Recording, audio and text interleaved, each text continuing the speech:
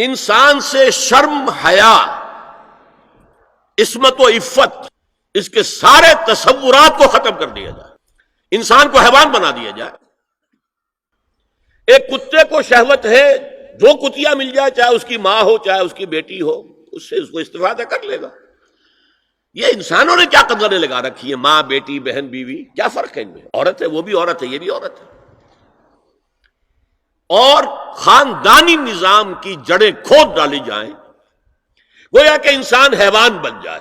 اور یہ نوٹ کر لیجئے پلیز کہ یہود کی جو ایک تو کتاب ہے تورات، ایک ہے تالمود۔ تالمود ان کی فقہ کی کتاب ہے۔ تالمود کی تعلیم یہ ہے کہ یہ باقی جتنے انسان ہیں، اصل انسان تو صرف ہم یہودی ہیں، یہ باقی جتنے انسان ہیں گوئمز، اور ان کے لیے دوسرا لفظ ہے جینٹائلز، یہ اصل میں انسان نما حیوان ہیں، انسان نما حیوان۔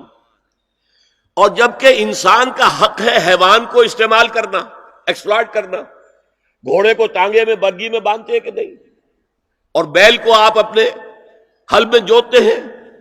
اسی طرح ہمارا حق ہے تمام انسانوں کو ان کا خون چوسنا، انہیں ایکسپلائٹ کرنا، انہیں استعمال کرنا۔ اور اس کے لیے بہترین طریقہ یہ ہے کہ انہیں واقعتاً حیوان بنا دیا جائے، انسانی اقدار ان سے چھین لی جائے۔ حیوان بنیں گے تو پھر کام کریں گے ہماری مرضی کے مطابق۔ یہ انتقام یہ لوگ یورپ سے اور امریکہ سے، عیسائیوں سے بھرپور طریقے پر لے چکے ہیں۔ شرم اور حیا نام کی کوئی شے نہیں رہی، عصمت و عفت کا کوئی حساب نہیں، کوئی ذکر ہی نہیں۔ اور گواہیاں کیا ہے؟ پریزیڈنٹ کلنٹن نے کہا تھا 2 سال پہلے یا 3 سال پہلے، وہ جو ان کی اینول سپیچ ہوتی ہے، state of the union address, اس نے کہا تھا ان قریب ہماری قوم کی اکثریت حرام زادوں پر مشتمل ہوگی۔ یہ حرام زادے کا لفظ میں نے ترجمہ کیا ہے born without any wedlock. ایک تو ہوتا ہے ایک مرد اور عورت کی شادی ہوئی ہے، نکاح ہوا ہے، پھیرے پڑے، کچھ بھی ہوا ہے، لیکن اعلانیہ طور پر وہ اب شوہر اور بیوی کی حیثیت سے ہیں، تو ان کی اولاد ہو رہی ہے، جائز اولاد ہے۔ ایک بغیر شادی کی اولاد ہو رہی ہے تو یہ حرامی ہے، حرام زادے ہے۔ انہوں نے کہا کہ ہماری قوم کی اکثریت حرام زادوں پر مشتمل ہوگی۔ ہومو سیکسولیٹی، لیسبینز، گیز، اور بالکل ڈکلیئر کرتے ہیں، پادری ڈکلیئر کرتا ہے میں گے ہوں، سینیٹر ڈکلیئر کرتا ہے میں گے ہوں، انہیں کوئی شرم ہی نہیں، اس کے اندر کوئی حجاب نہیں، اعتراف کرنے کے اندر کہیں بھی کسی طرح کی رکاوٹ نہیں، ہچکچاہٹ ہی نہیں۔ جنسی لذت ہر طریقے سے حاصل کی جا سکتی ہے۔ زنا بالرضا ہو تو کوئی جرم ہے ہی نہیں، ہاں زنا بالجبر ہو تو جرم ہے۔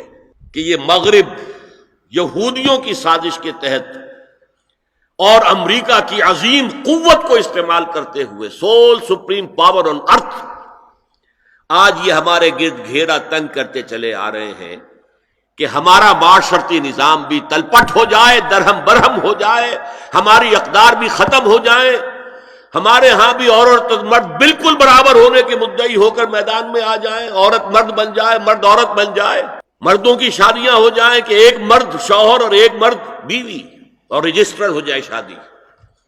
لیسبینز کی شادیاں ہو جائیں کہ ایک عورت شوہر ایک عورت بیوی، اور رجسٹر ہو جائے شادی۔ یہ سارا کام نَأْتِي الْأَرْضَ نَنْقُصُهَا مِنْ أَطْرَافِهَا، اس کی مثال کیا ہے کہ پہلے اس پروگرام کے تحت 1994 میں کانفرنس ہوئی قاہرہ میں، عرب ورلڈ کا وہ مرکز ہے۔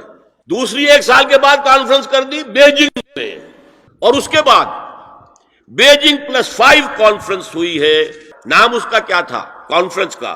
Women 2000، gender equality, development and peace for the 21st century. Preparatory document میں نمبر 1 ہومو سیکسولیٹی کو نارمل سیکسول اورینٹیشن قرار دیا جائے، کوئی جرم نہیں ہے۔ مرد مرد سے شہوت رانی کرے، عمل قوم لوط، ایک شخص جو ہے عورت سے اپنی خواہش پوری کرنا چاہتا ہے، ایک مرد سے ہی کرنا چاہتا ہے، تمہیں کیا اعتراض ہے؟ نمبر 3، عورتیں گھر کا کام کاج کرنے سے انکار کر دیں یا اس پر ویج طلب کریں، مزدوری دو ہمیں، محنت دو تب ہم کام کریں گے۔ یہ چولہا جھونکنا، یہ روٹی پکانا، برتن دھونا، یہ اس کے لیے ہمیں اجرت چاہیے، لیبر چاہیے۔ نمبر 4، عورت حمل اور وضع حمل کی جو تکلیف برداشت کرے اس پر بھی شوہر سے اجرت لے۔ نمبر 5، اگر کسی وقت کسی عورت کی طبیعت آمادہ نہ ہو ہم بستری کے لیے اور شوہر مجبور کرے تو اسے میریٹل ریپ قرار دیا جائے، یہ زنا بالجبر ہوگا جس کی سزا دی گئی، شوہر اور بیوی کا معاملہ ہے۔ نمبر 6، پروسٹیٹیوشن کو ایک باعزت پیشہ مانا جائے اور ان کو پروسٹیٹیوٹس نہ کہا جائے بلکہ سیکس ورکرز، سیکسول ورکرز۔ 7، وراثت اور طلاق میں بالکل برابری، کوئی فرق نہیں۔ اب یہ خاص چیز تو معلوم ہوتا ہے کہ اسلام ہی کو ہدف بنا کر انہوں نے ایجنڈے میں شامل کیا۔ اگر شوہر اور بیوی کے درمیان اعتماد نہ ہو، شوہر کو یہ یقین نہ ہو کہ میں جب باہر جاتا ہوں میری بیوی کیا کرتی ہے، اور بیویوں کو یہ یقین نہ ہو کہ میرا شوہر جب باہر جاتا ہے تو کیا کرتا ہے، اگر بد اعتمادی ہو جائے، اگر شوہر کی نگاہ میں کوئی اور عورت جو ہے وہ آ گئی ہے، کھب گئی ہے، اب اس کی توجہ اپنی بیوی پر سے ہٹ جائے گی، اسے خواب میں وہی آئے گی، یہ بانڈ آف لو کمزور ہو گیا۔ اگر باپ کو یہ یقین نہ ہو کہ یہ اولاد میری ہی ہے تو وہ خاندان کا ادارہ دھڑانے پڑ گئی۔ لہذا اس خاندان کے ادارے کو مضبوط رکھنے کے لیے سب سے اہم کام کیا ہے کہ جتنی بھی سیکشول اٹریکشن ہے یہ دو صنفوں میں، مرد اور عورت، یہ سینٹرڈ رہے، مرکوز رہے شوہر اور بیوی کے درمیان، انتشار نہ ہو، نگاہ ادھر سے ادھر نہ جائے، بلکہ ان کی پوری توجہ، آپس میں اعتماد ہو، آپس میں محبت ہو۔